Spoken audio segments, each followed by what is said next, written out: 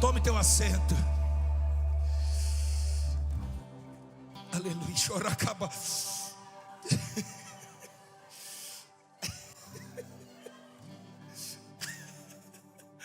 Oraia xaracubarabalabás. Oh, aleluia. Isso. Deixa Deus perfumar essa casa. Precisa isso, gente. O evangelho é o poder de Deus.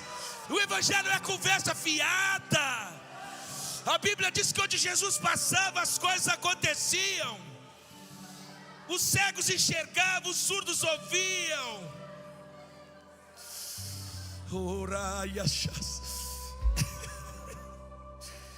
Aleluia. Vamos se comportar, gente. Vocês estão num culto. Não pode ser fiasquento assim. Respeitem.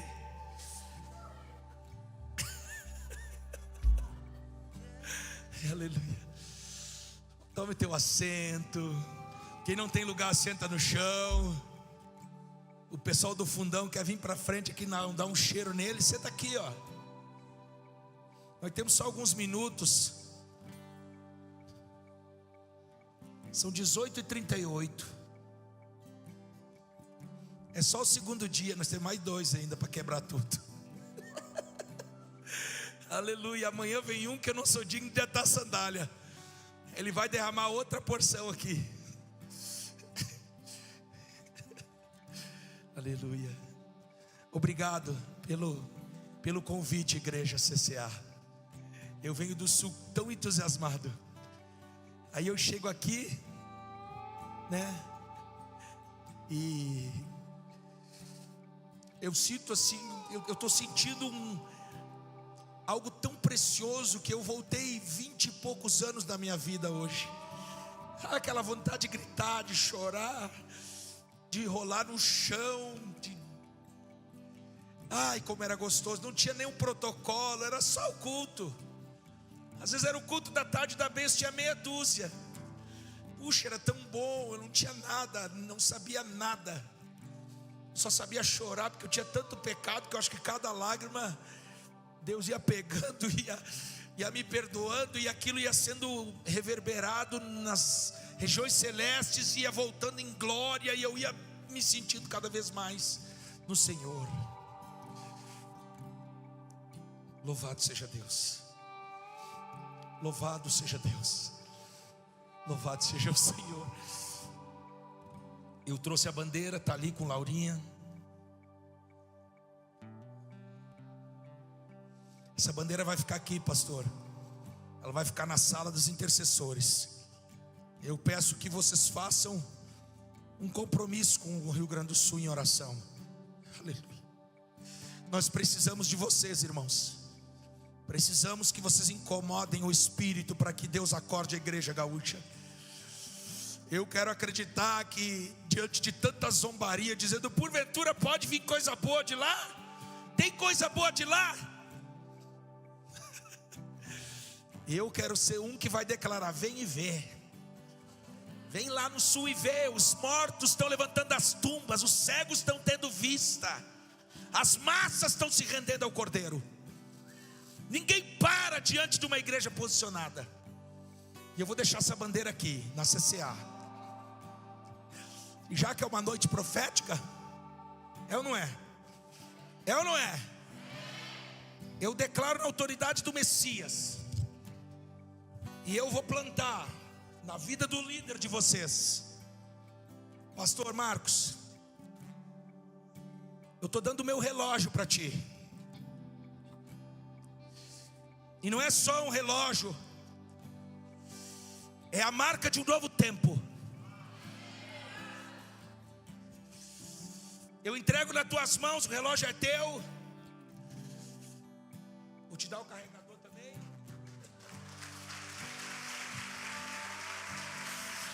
E eu declaro que a partir de hoje, não só em palavras, começa um novo tempo.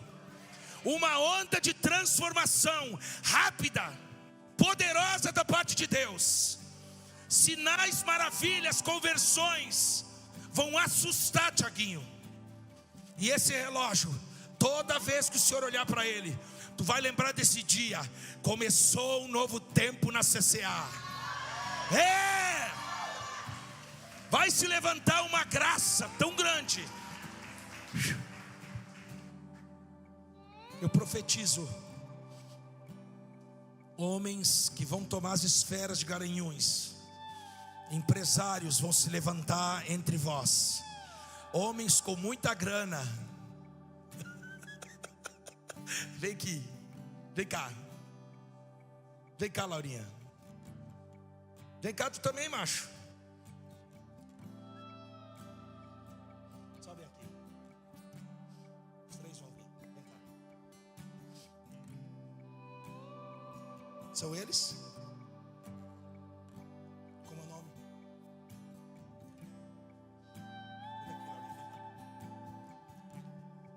Essa família é fruto de profecia. Quem crê? Então não estou brincando. Eu não estou aqui brincando. Quando eu liberei o relógio sobre essa casa na pessoa do pastor, é óbvio que a gente não é Papai Noel de ficar distribuindo presente, né? Mas eu declaro na autoridade que esse é o início de um novo tempo. E essa família, na primeira vez que eu vim, eu não sabia, a pastora disse que foi liberada uma palavra, e algo desatou na vida deles. Aleluia. Então, na representatividade desse casal, eu vou orar antes de falar da palavra. Quem tem uma causa na justiça, quem tem uma doença, quem tem algo que está trancado, eu quero orar aqui. Eu vou orar. E eu creio, como aconteceu na vida deles. Eu não sou feiticeiro, eu sou filho do Deus vivo. Eu creio no poder da palavra. Bota a mão no teu coração, fecha os teus olhos. Pai, na autoridade de Jesus, aquele que tiver alguma coisa trancada nas regiões celestes, no mundo espiritual, e que tem impedido dos teus filhos colocarem a mão, desata agora. No nome de Jesus, eu declaro a toda área da vida dos teus filhos que está parada, mova as águas. Seja na área financeira, na área familiar, na área de enfermidade, do corpo físico. Eu dou uma ordem em nome de Jesus. Alinhe todas as esferas, e milhares de testemunhos sejam liberados a partir de hoje, como essa família liberou, no nome de Jesus Cristo. E a igreja diz: amém. Obrigado.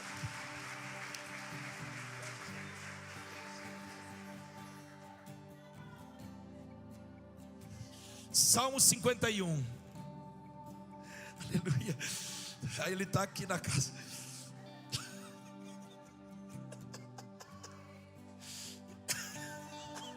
Oh! Salmo 51.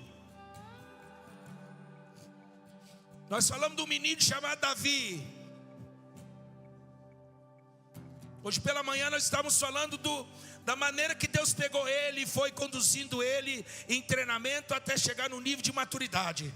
Aí ele assume o governo.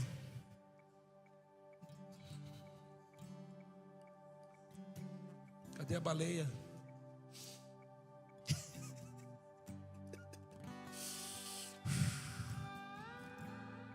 Salmo 51, verso 10. A voz do rei aqui é narrada em forma de oração. Olha o que ele grita: cria. Consegue colocar no telão? Salmo 51, verso 10. A gente vai esperar um pouquinho, vale a pena.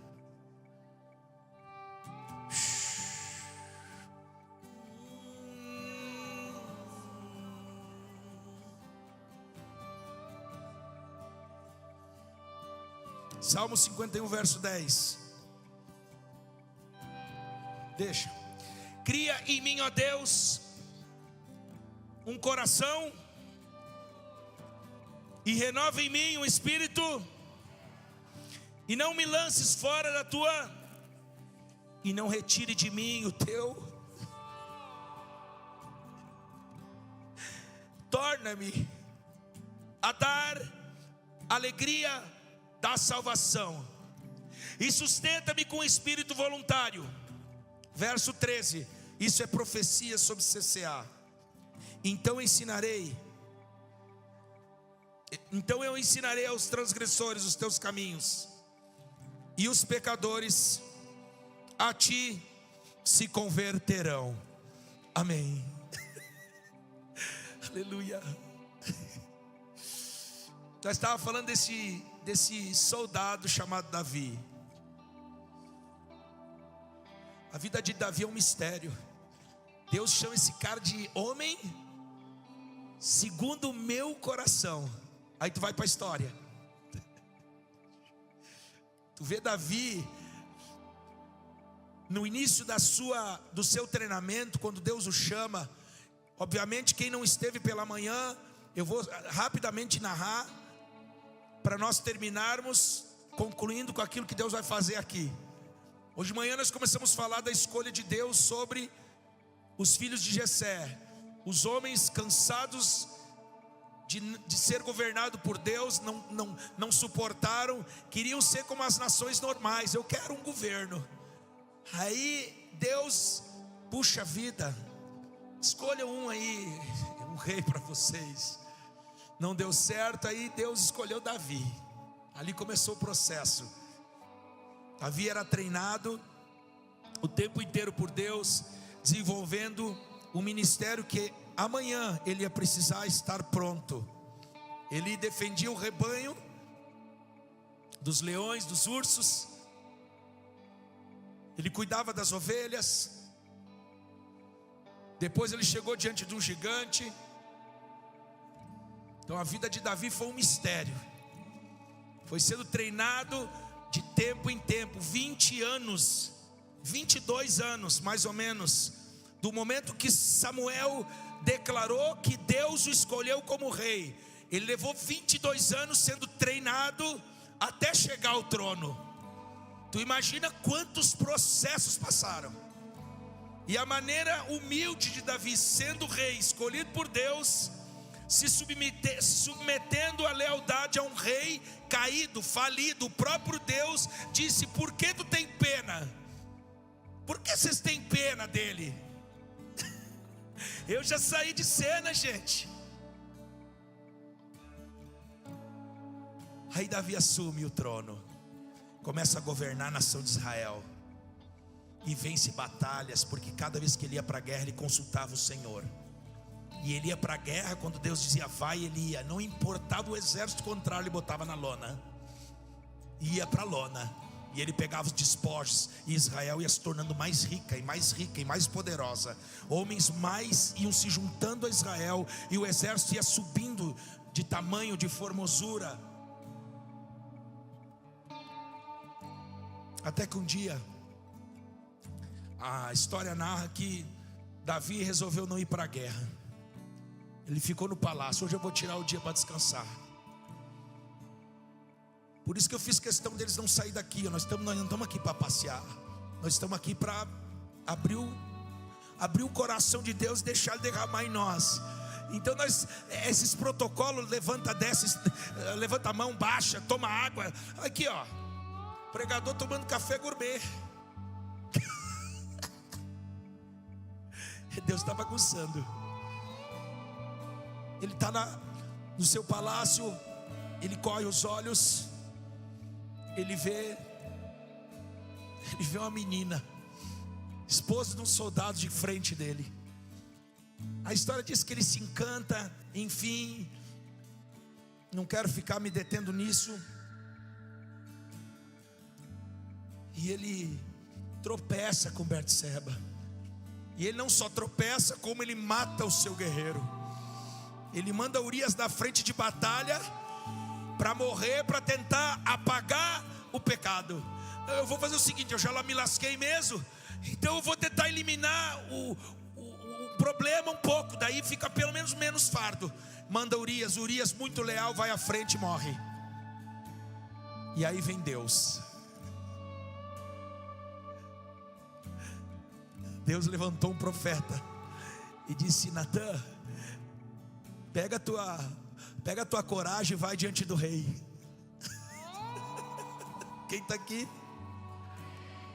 Chega Natan. Ô meu rei, eu vou contar a história. Tinha um homem que tinha uma ovelha, e tinha um outro que tinha muitas posses, muitos animais. Engraçado que o que tinha uma ovelha, ele tinha essa ovelha como um filho. Botava no colinho, botava na cama, era um bebê. Aí passou alguém e eles, de vez matar uma das ovelhas daquele que tinha muito, eles pegaram só a ovelhinha daquele, carnearam e fizeram churrasco. Não foi no Rio Grande do Sul, foi aqui em Pernambuco. Ofereceram um banquete para esse viajante. E Davi se levantou em ira e disse: esse homem tem que morrer. Pois é, Davi, boa palavra. Esse homem é tu. Aleluia. E ali começa uma história incrível. No texto que eu narrei no Salmo 51, para mim é a maior expressão de amor de um homem para o Criador. Eu vou repetir. Para mim o Salmo 51 é a maior expressão de amor de um homem para o Criador. Porque numa noite como essa, por exemplo, é fácil chorar, cantar, levantar as mãos, fazer barulho. Agora, enquanto tu está no pecado, lascado, sabendo que Deus te escolheu, foi o Deus que te chamou, Ele te colocou vestes novas, um novo discurso, Ele te colocou uma esperança na frente. Tu já está um tempo na casa de Deus e tu peca. Como é que tu faz? A Bíblia diz que o que separa nós do nosso Deus é o quê? É o quê? É o pecado. E a história sempre diz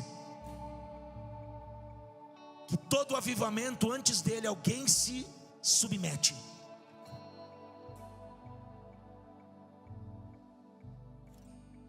E nessa narração, Davi cai com a cara no pó. Sendo rei, tendo tudo, ele reconhece que o maior valor que ele tinha saiu de cena. Eu tento imaginar um homem como Davi se colocando e orando essas palavras. Eu tento imaginar a cena. Não tinha plateia, ele poderia fazer uma festinha e matar um monte de animais e continuar disfarçando a sua conduta diante do seu povo. Mas não, Davi desce a olaria transformadora do Senhor, reconhecendo que tinha falhado. Quem está aqui comigo? Eu vejo tanto favor de Deus hoje. Nós queremos avivamento, certo? Foi declarado que começou um novo tempo, certo? Pensa numa igreja que é bom estar, ela pulsa, ela ferve, CCA ferve. É um monte de jovem doido, tudo maluco, é tudo louco por Jesus. Tem algumas igrejas aqui em Garanhuns que só a eternidade. Eu tenho vontade de arrancar ela inteira e largar em Lajeado. Tem alguns irmãos aqui que tem umas igrejas abençoadas. É ou não é? E aqui é uma delas. Mas o que tem paralisado nós de avançar nesse tempo é o pecado. Quem acredita nisso? Por isso que nós oramos levantando guerra antes de nós falarmos daquilo que tem que se falar. Porque o Espírito de Deus, ele está vasculhando uma igreja nesses dias que não tem dó nem piedade de se expor, que vai procurar os seus líderes e vai dizer: pequei, eu pequei. Esse é um grande desafio. É um desafio. Reconhecer que nós falhamos é um desafio. E pode ter certeza que uma noite como essa, o Espírito de Deus que conhece a gente, ele não vem nos acusar com o dedo na cara como os homens. pecadora. Pecador, ele não faz isso. O Senhor está preparando a igreja para assumir lugares que é dela por direito da palavra de Deus. Jesus deu uma ordem e declarou sobre Pedro: eu te entrego as chaves do reino.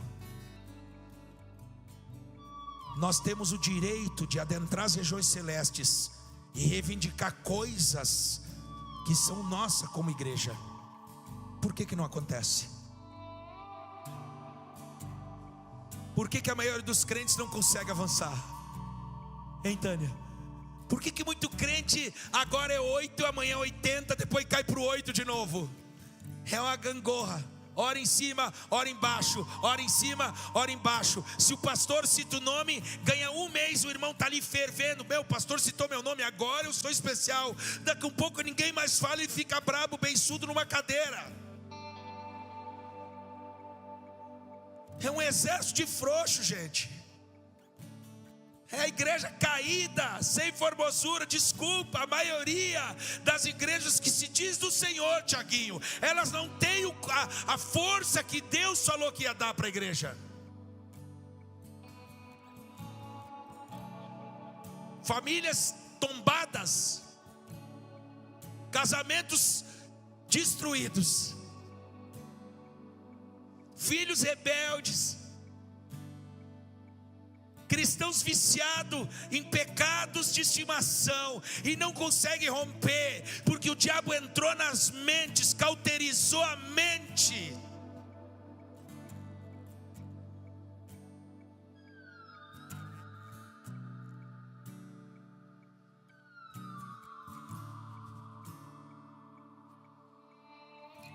Aí o Espírito, sabe qual é a paixão dele?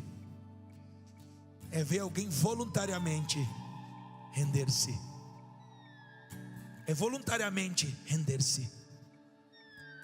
Eu vou repetir: a paixão de Jesus é ver alguém voluntariamente render-se, reconhecer a sua nudez.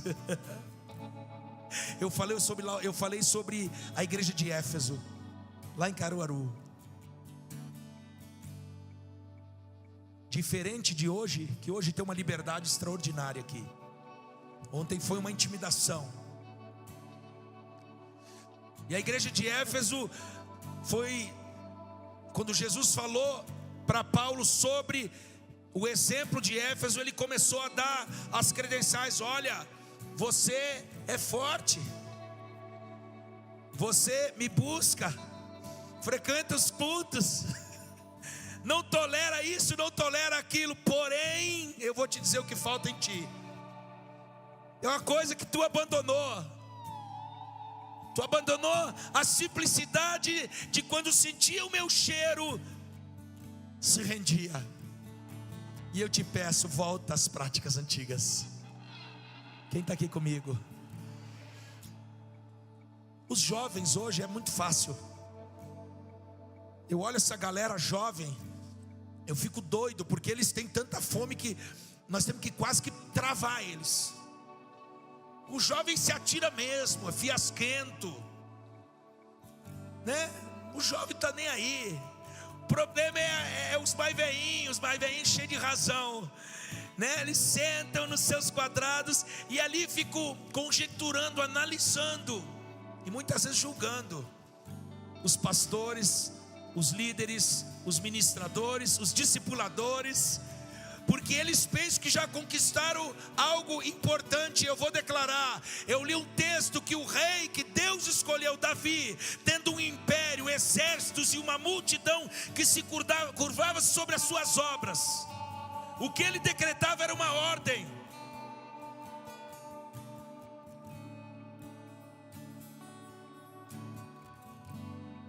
Davi vê que pecou. E o engraçado é que hoje os homens da igreja, ao invés de proteger quem peca, a gente não sabe lidar, a gente expulsa o pecador da casa. E dependendo do pecado, o pecado está expulso ele da cidade, vai morar em outro lugar. Mas eu declaro que um tempo de sabedoria tamanha vem sobre a igreja.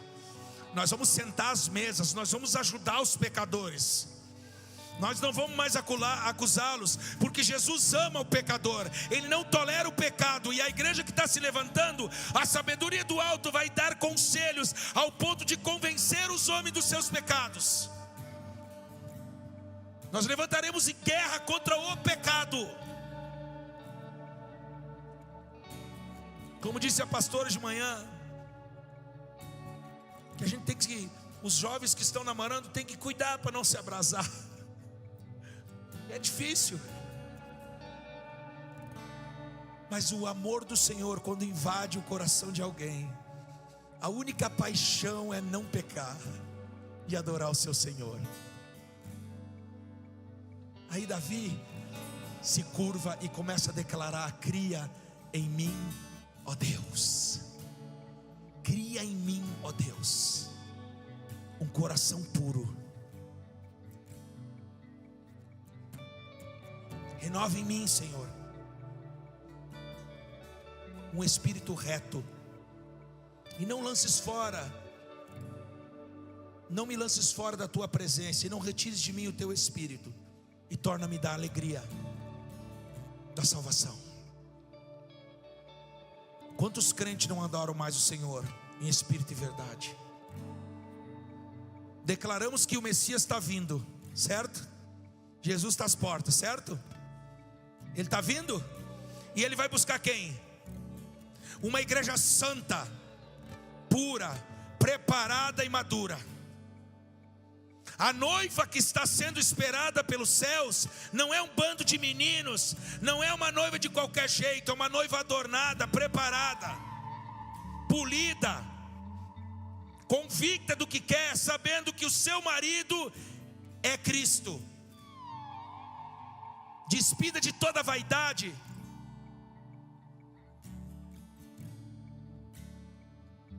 E a gente vê o anticristo já agindo na terra. Não há mais pudor nas palavras dos homens sem lei. Antigamente as coisas eram medidas, o ocultismo era camuflado. Hein, pastor Marcos? Meu Deus, não se falava de batuque, de candomblé ou de feitiçaria, não falava, era tudo muito camuflado. Hoje até os desenhos das crianças, nós pais temos que analisar se elas podem olhar, porque o diabo está tão escancarado, ele não estava respeitando ninguém. É a era moderna onde os homens estão controlados por um pedaço de plástico com um vidro na frente, governados pela era digital. Igreja, queremos avivamento? Claro que queremos, mas nós gastamos tanto tempo com vozes que não produzem nada em nós. A maturidade que Deus espera é homens convictos do que querem no Senhor. Homens que não vão estar nem aí. E eu não estou mandando vocês tocar o celular fora, tá? Quem quiser tocar, dá para mim. Eu tenho uma base na África, em Moçambique, que um celular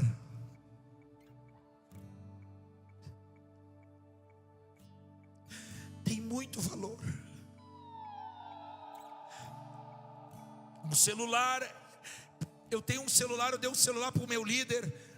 É a maneira que ele treina, que ele é discipulado, que ele cresce. É a maneira que ele se comunica com o seu pastor. É a maneira que a gente vai treinando, vai dando ajuda, vai transferindo a sabedoria de Deus que está em nós para ele, e ele vai avançando.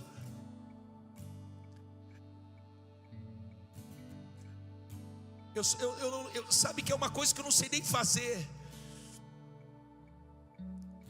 Os irmãos dizem: por que tu não fala? Tu prega nas igrejas. Poxa, faz um negocinho ali, bota o QR Code. Os irmãos, quem sabe, podem ajudar. E, cara, eu vi tanta mentira, tanto nojo nesse meio, dizendo ser missão. Vão lá, constroem uma casinha de sapê, tiram foto e aí posta. A igreja até acredita. doa e o dinheiro não chega. É sério, irmão. É uma cultura que não dá para acreditar que existe em nós. Se tudo que é em nós tem que reverberar a verdade, que é isso, irmãos? Aí o Senhor me deu uma ordem ano passado. Eu vou levantar ajudadores. Por 5 anos eu, minha esposa e minhas filhas mantemos aquela obra e a obra cresce. Só ano passado nós batizamos mais de 300 africanos, irmãos. Mais de 300.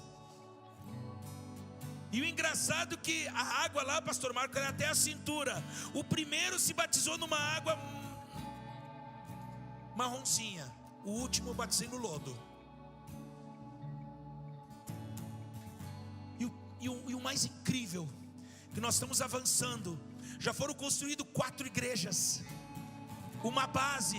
Nós estamos preparando para esse ano uma comitiva que vai lá, nós vamos fazer um centro de treinamento intensivo para os irmãos. A última vez que eu fui lá, nós consagramos alguns pastores, alguns obreiros, para que tenha ordem a casa. Mas o principal, eles estão sedentos de Deus, eles não pediram dinheiro. Sabe o que eles me pediram? Nos treine no amor de Jesus. Quando eles pedem, eles não pedem dinheiro, eles só pedem Bíblia. Pastor, nos dá Bíblia. Aleluia. É um lugar que não tem luz, não tem água. A nossa base está em Morumbá, são 350 mil habitantes. É um estado caótico, precário. E agora com a guerra civil, virou um caos. As pessoas não têm comida. Eles não têm comida. Eu cansei de receber chamadas do nosso líder dizendo: pastor, eu fiz a última comida.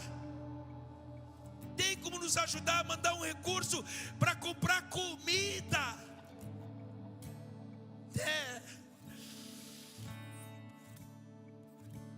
E eu estou falando isso para acreditar que existe um Deus que supre todas as coisas. Ah, Senhor, como Ele supre.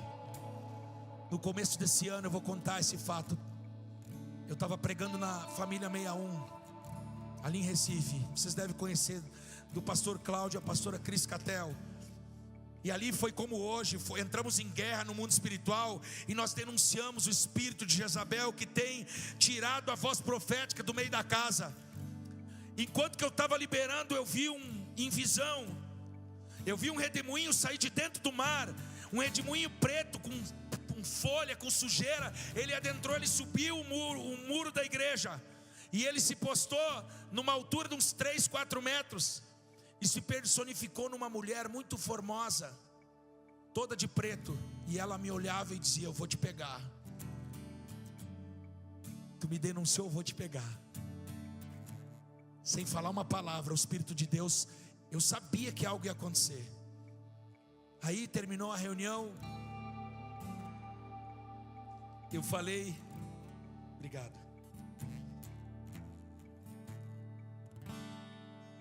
Eu falei para os pastores e me coloquei em oração pela minha casa, cobrindo a minha família, cobrindo a minha casa, minhas filhas, minha esposa. No outro dia, veio uma ligação. Aos prantos, o nosso líder disse: pastor, Deus fez um milagre, mas nós estamos em pedaço. Eu digo: o que houve?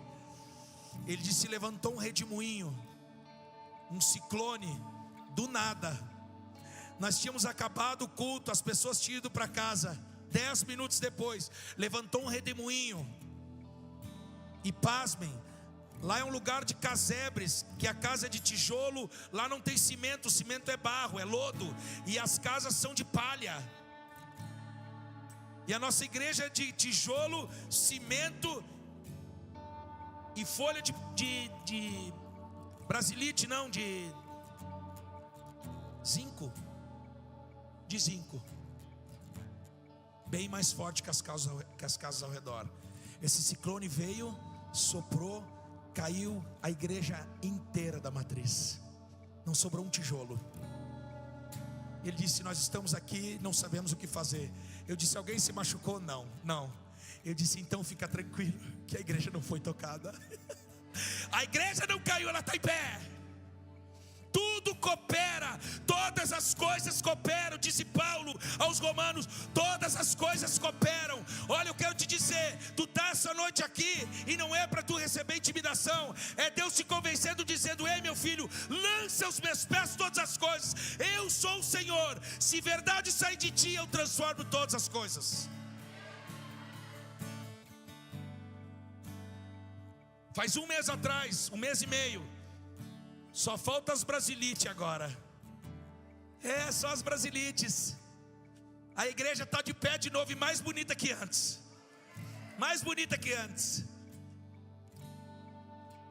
E eu, por vergonha de tudo isso, eu não abria para ninguém. A gente fala para os mais chegados: tem uma base, aí como é que eu posso ajudar? Eu disse: meu irmão, ora por nós. Eu tenho vergonha de receber oferta, eu tenho vergonha. Mas o Senhor no final do ano passado disse: eu vou levantar homens sérios. Eu sei que tu vai receber porque é eu. E eu criei lá um Pix, mas ainda não apresentei porque eu tenho vergonha. Porque eu fui para Morumbala e pastores de igrejas do Brasil que são grandes, de nome, que levantam carros, muito dinheiro nas conferências grandes, que os pastores estão lá pedindo socorro. Não tem igreja nenhuma, é só conversa. Então, se nós queremos avivamento, sabe o que nós temos que fazer? Ser de verdade. Quem crê nisso? Jesus dizia: em verdade vos digo. Ele era a verdade e falava com a vida dele a verdade. Esse é o tempo que a igreja vai crescer.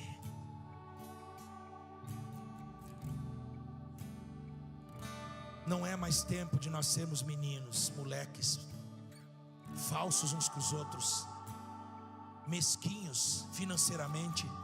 A igreja padecendo, homens retém grandes quantias para quê? Para quê? O cenário que se monta, que tanto é falado e não está se percebendo, porque o pecado tomou tão tamanho que cegou o entendimento. Estão falando em uma só moeda, em um só governo.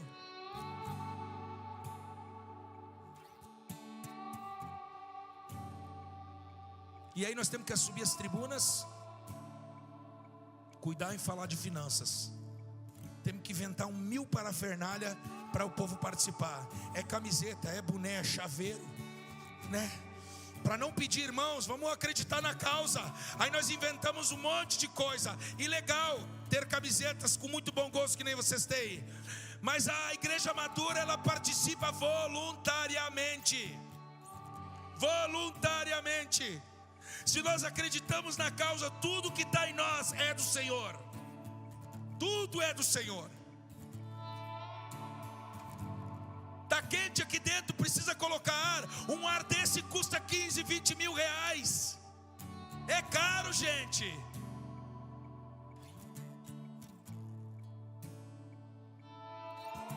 As luzes estão ligadas, o som está funcionando.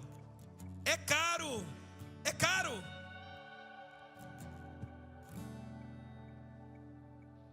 Quando a igreja entende, as coisas acontecem sem medidas. Por isso que eu acredito que está se levantando uma igreja poderosa. Poderosa. O que vai acontecer nos próximos minutos, antes de nós ir embora aqui, é grandioso. Sabe por quê? Porque assim como Deus olhou Davi no meio do campo, cuidando com zelo do rebanho de seu pai, existem alguns ruivos aqui na casa que hoje vão atravessar as fronteiras, vão pular para as cadeiras da frente. Eu declaro, o Espírito de Deus está fazendo uma seletividade. O Espírito de Deus, Ele está escolhendo alguns. Mas eu sou cheio de pecado, eu sou cheio de defeito, eu não sei os textos bíblicos, eu não sei nada. Pois é, eu também não sabia. Aleluia. Eu estava lá na Alvorada, numa vilinha, não era numa igreja como essa, era uma vila. Uma igrejinha desse tamanho assim, ó. e o céu descia lá.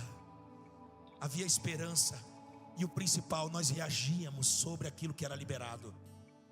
Coloca-se de pé agora. Nós vamos perfumar esse lugar aqui.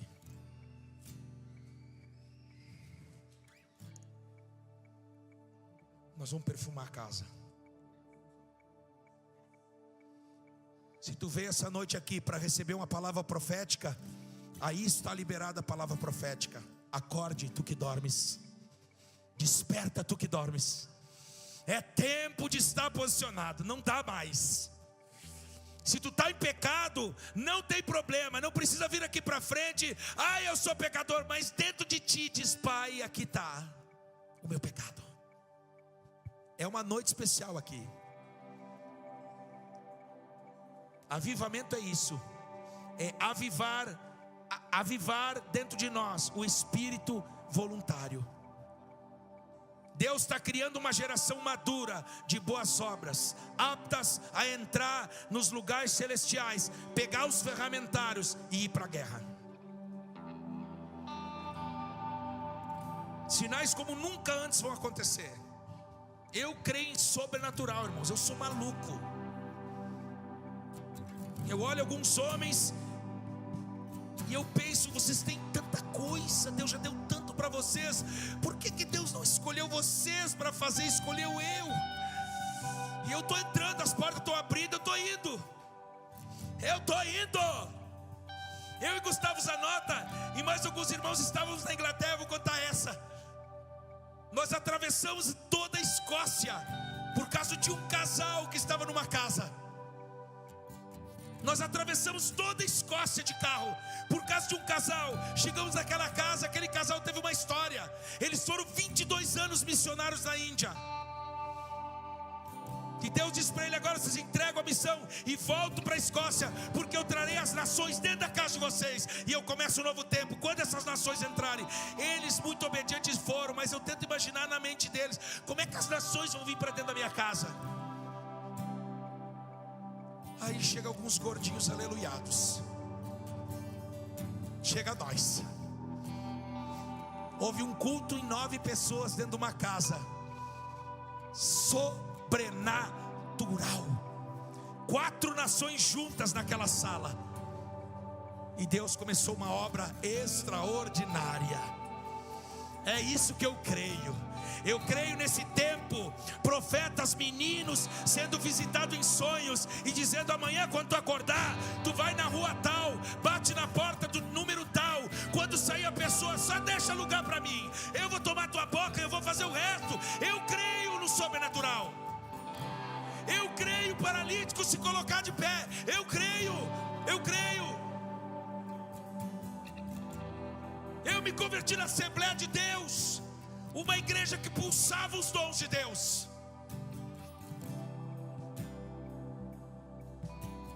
Eu vi coisas incríveis.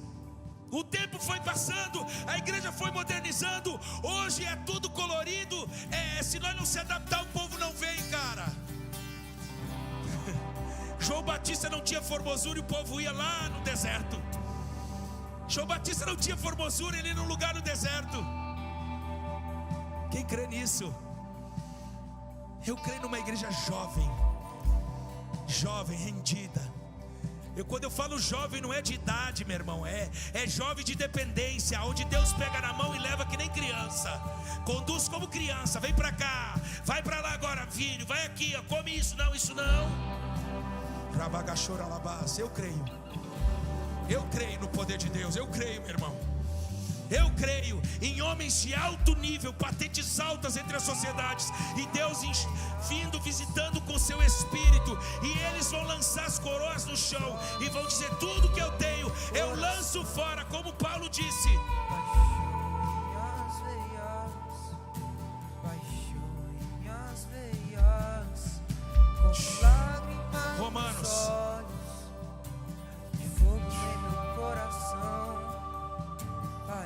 Romanos 12:2, abre aí.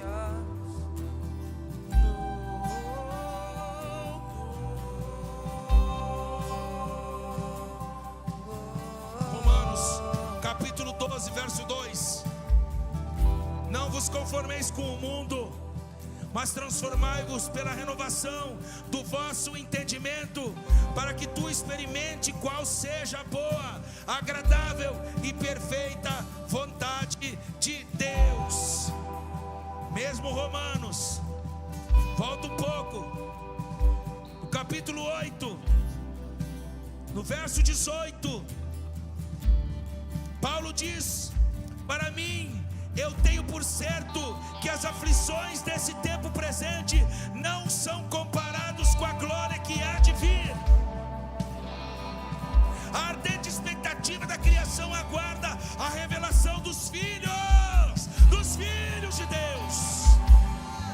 Pois a criação ficou sujeita às vaidades, não por vontade, mas por causa daquele que a sujeitou, na esperança de que também a própria criação seja libertada do cativeiro da corrupção para a liberdade da glória dos filhos de Deus. Sabendo que toda a criação geme, como se estivesse com dores de parto. Há uma expectativa do mundo para que a noiva madura se erga na terra.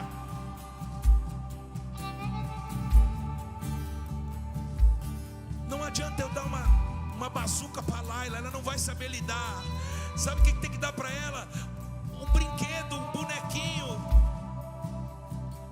Ela sabe lidar com isso. Vai dar uma bazuca para ela, não sabe lidar. Agora a igreja consciente dá uma bazuca para ela. Dá uma bazuca para aquele leão ali, ó, para ver se ele não arranca as paredes fora do lugar.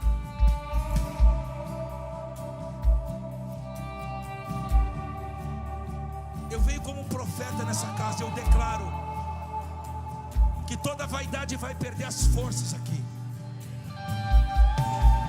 Nós vamos se render em humildade, participando uns com os outros das dores da causa, ajudando uns aos outros a se levantarem no Senhor. Ao forte, seja humilde, baixe um pouco e ajuda o fraco a se erguer. Ao fraco, para de ser vaidoso, de dar desculpa. Permita os fortes te dar a mão e te levarem para lugares altos, onde o rei governa. Quem está comigo aqui?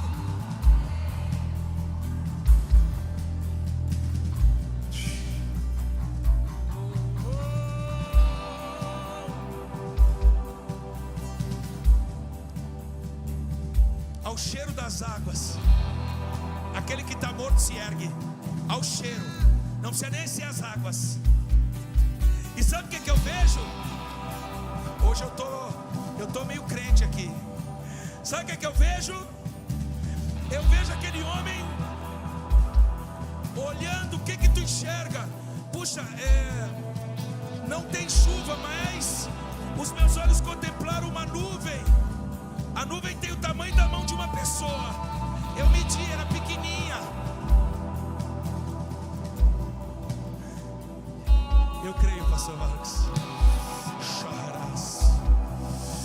Como uma pequena nuvem, o céu vai achar pessoas com sede de justiça, com fome da palavra.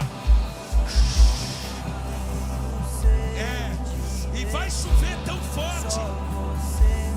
Vai chover tão forte na terra. Ela vai encostar em lugares que não podem dar um pronto. E vai se erguer grandes florestas. Só você me satisfaz. Eu vou te convidar.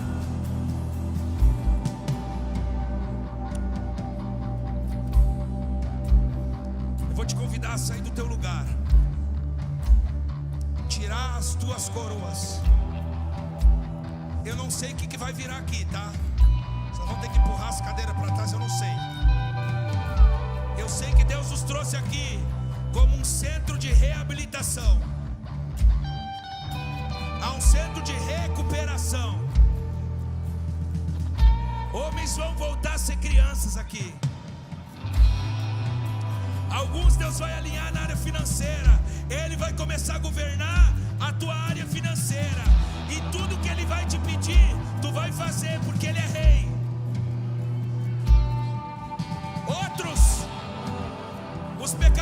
estimação vão ser atirados aqui no altar. Até aqui eu fui governado, mas hoje eu lanço a teus pés o meu pecado. Hoje é uma oportunidade. Hoje é uma oportunidade. Não tenha vergonha. Alguns vão vir para frente pegar espada, escudo, capacete, sandália, vão se municiar até os dentes. Há um exército que está se levantando. Empurra as cadeiras para trás. Só você me sabe. Isso, depois nós arrumamos de novo.